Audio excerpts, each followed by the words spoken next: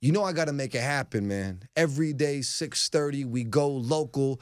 I got a guy in the studio right now. I'm very intrigued by this cat. He was out there at Shut Up and Rap. One of the best names I've heard in a minute. Please, ladies and gentlemen, show some respect to FruitPunchLoverBoy. Thank you, Mr. Hello. Peter Parker. What's up, man? It's an honor to be here. I just gotta say, it's been great. You earned it, man. Thank you. You're just getting started, 19 years old, young guy, super dope style. Thank you. This is kind of like one of those initial, like, introductory interviews so we can get people hip to who you are, what you're doing. Let's start it like this. Where are you from? I'm from Bloomington, Minnesota. Okay. Growing up in Bloomington, being a young guy out here in Minnesota, who inspired you? Who inspired your style? You know what I always thought with kind of the Midwest artists in general is we don't really have a specific style, but we kind of like base everything off of like what we listen to. So I got records that sound like West Coast records. Yeah. I got records that sound like East Coast records. Yeah. And I'm just like heavy influenced by everything. Yeah. One of my major influences is definitely Tyler, the Creator. Like just kind of that careless kind of like start to things and then just like maturing over time. Yeah. Same thing with like Mac Miller. Yeah.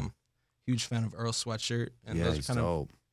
yeah. So like Frank Ocean is huge to me. Just authenticity is what I think I'm really like inspired by. They're pure. Those guys are really like Yeah. funny, tongue-in-cheek, humor-wise. But Right. when it comes to their craft, they're dead serious. Yeah. They really can produce great records. Tyler can really rap, but the humor's there. And I think you're right. When you look at the Midwest, and especially your generation, you guys grew up with like Twitter and Instagram and things like that, like right here in front of you like, most of your life, like as you're growing up. So I think like regional sound is dead because of this. Right. You know what I mean? You have access to what's happening down south, what's happening out west. You don't have to look outside your door for your influences. Yeah, everything's in our ears, man. It's amazing, man. These days it's crazy. Yeah, you got a really cool singing thing that you do, and like the beats, it's very abstract and creative. Who's producing the stuff? We got producer Luke Kylo. So Kylo, he's actually out in LA right now. Cool.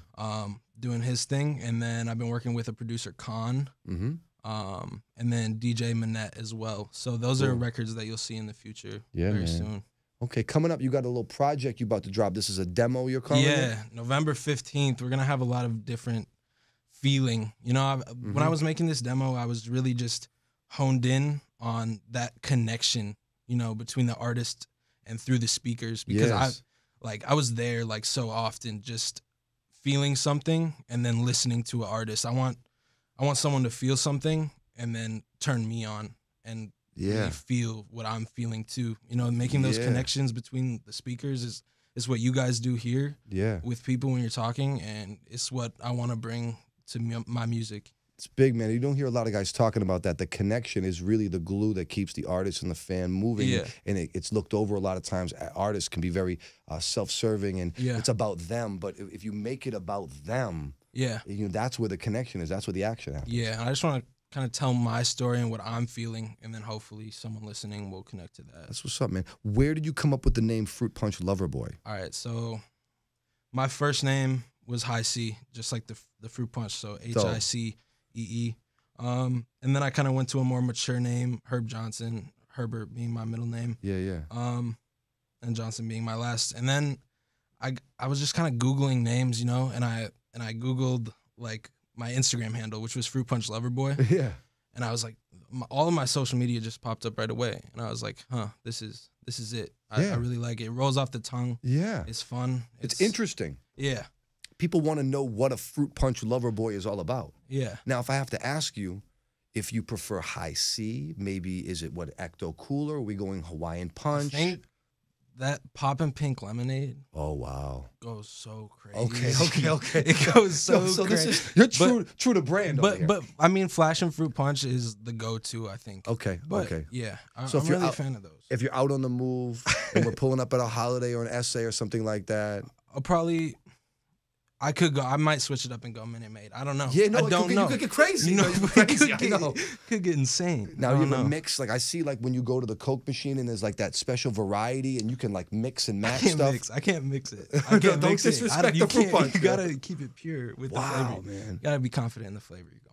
Okay, man. 19 years old, making music. If people want to follow you at FruitPunchLoverBoy, correct? Yeah, that's Instagram, and then Twitter is 99Loverboy with 2 Y's. Oh yeah. Yep. Okay. All right. Locally, like who do you look up to artist wise from this area? I really like Allen Kingdom stuff. Yeah, man. I think like he's always been a huge inspiration to me. My favorite is the song that he did with Kevin Abstract. Yeah, man. Those tracks were great. And then I'm also a big fan of Student One.